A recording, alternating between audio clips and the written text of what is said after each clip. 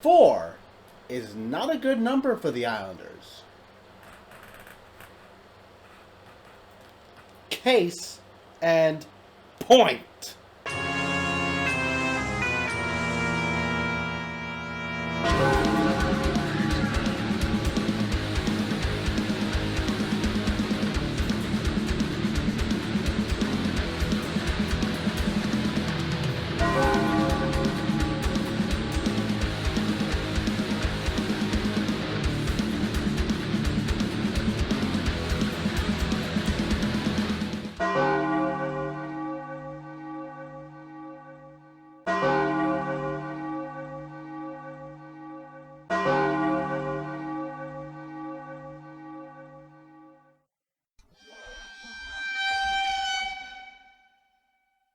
Islanders lose, what else is new? By the score, what else is new? Of 3-2, what else is new? In overtime! Those two are not new. At this point, are we even surprised? I don't know if I should say yes or if I should say no. The 4s behind me, all 4 4s, pun intended, they speak volumes. Yes, one is white, one is black, one's gray and black, and one's still gray and black, and this one's white with black. But I think you get the point. The future is looking like it's on all 4s. In quite the sense. You want to know why? It's because this team's scoring is virtually non-existent. At first we didn't know if it was consistent or not. We thought it was just inconsistent. Now it's just non-existent. But today, it looked like something. It looked like it was, it could be there. But then overtime comes. And what happens in overtime? Well, let's see. We're too conservative with the puck. We don't shoot enough. We tend to go outside of the zone to regroup, which is no problem. But when you go in, it's like, oh, okay, we're supposed to go in, but we don't go in. And we go on the perimeters and anywhere that isn't close to the net. And then what happens with the Flyers? Well, they go into our zone, completely full Dobson, completely full Varlamov, and bing, bang, boom, bada bing, bada boom. Philly scores, and guess what? The Islanders lose in overtime. But the Islanders get a point! It's a consolation prize, and not a damn good one. Yes, they get a point. But you know what? They should have won the game, or at least forced overtime against Washington in the first game. They blew that. They should have won, or at least been competitive against New Jersey, against Scott Wedgwood in Game 2 of that series. Guess what? They didn't. They got shut out by an AHL goaltender named Scott Wedgwood. And today, well, you all know what happened. The Islanders lost. And it was disgusting, and it just goes all downhill from here. Really, the only positive things is that, well, one, we're not in last place. That's the Rangers' pride and joy. And second is that we have a Stanley Cup winning coach on this squad who's coaching these kids. Or not really kids, these guys. And I trust in Barry Trotz. Although you can tell he's getting frustrated with this team. You can tell by watching his masked face on the bench that he's fed up with these guys and their inconsistencies.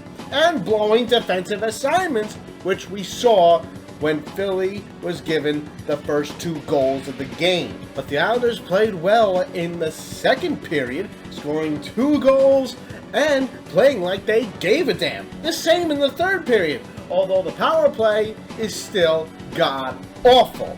I don't know how many times I can repeat it. I don't know how many times fans have to repeat it. This power play sucks. It is awful. They pass too much. They have trouble entering the offensive zone, for Christ's sake. And I don't know what Trotz can do to fix it. Hey, Lou Lamoriello, maybe if you give these guys some talent, give Trotz some scoring talent, maybe, just maybe, that power play would look somewhat decent instead of the awful skating atrocity that we are witnessing every game. Actually, I've got a better idea. How about the first thing you do, starting maybe tomorrow, fire the head coach of the Islanders AHL squad, the Bridgeport Sound Tigers, whose name is, oh, it's on the tip of my tongue here. Oh yeah, Brent Thompson. The AHL season hasn't even started yet. You might as well get yourself off on a good start. and on the right track by firing him even before he has a chance to coach these kids. This man has been around for how many years? Retained by Gar Snow for how many years? And now he's retained by you because, what is it, that your son likes him or something? How about this? The Bridgeport Sound Tigers haven't had a top 6 forward developed out of there since Brock Nelson, for God's sake. Why not do something useful and say, defensemen seem to be looking fine out of there, but our forwards, they aren't looking too well. How about I get rid of this loser and put someone competent in there? How about this? Why not hire Jack Capuano back? That's an idea. Hire him to be the Bridgeport coach. Because honestly, I think he could do a lot better than Brent Thompson can. For God's sake, a scarecrow can coach better than Brent Thompson can. I really don't know what else to tell you. I can't name any other names that are, good enough for Bridgeport. Capuano might actually have, somewhat of a snowball's chance in hell when it comes to Bridgeport. Who knows? Just saying here. But I can tell you this, if we stick around and keep putting forwards with Brent Thompson, we're pretty much going to end up with mostly third and fourth line guys. How about we develop a top 6 forward for once in a while, huh? And for those wondering, Anthony Beauvillier and Matt Barzal were not under Brent Thompson's amazing tutelage. Anthony Beauvillier was sent down there for a couple of games a couple of years ago, and that really doesn't count unless it's a whole season or most of a season or so. A couple of games doesn't really cut it. Matt Barzal never saw a game in the AHL because his first head coach was the brilliant Doug Waite, who we all know couldn't coach defense for the hell of it. He got him the Calder Trophy, so Rookie of the Year, so I guess, that's something, but it's not really much, seeing as the Islanders sucked with Doug Waite, and now Barzal has Trotz to learn from, which is a godsend, and, well, he wasn't touched by Thompson, so thank God for that. But honestly, when it comes to these forwards, we can't have all these grinders. We have Leo Komarov on the second line out of all things. I get it, Beauvillier's injured. You gotta fill in the pieces. I get it. The kids are playing, though. Bellows and Wallstrom are playing. This is what we wanted. To give Jean-Gabriel Pageau a legitimate, good line mates to have instead of 2 grinders on his wings. He actually has people who can score, who are looking like they can score. This will be good for Pageau. It will be very good. And when Anthony Beauvillier comes off of the IR, hopefully after next game, which is tomorrow against the Flyers, after that game, hopefully we have Beauvillier back, and then we can focus on having a young team. That'll be something now, won't it? It'll be a miracle. And I'd love to see how this team does with Beauvillier on the second line instead of the sand-skating Leo Komarov. There's a friend of mine who's a die-hard Rangers fan, but he did say this, is where the Rangers offense is fine, their defense sucks. Where the Islanders defense is fine, their offense looks like it sucks.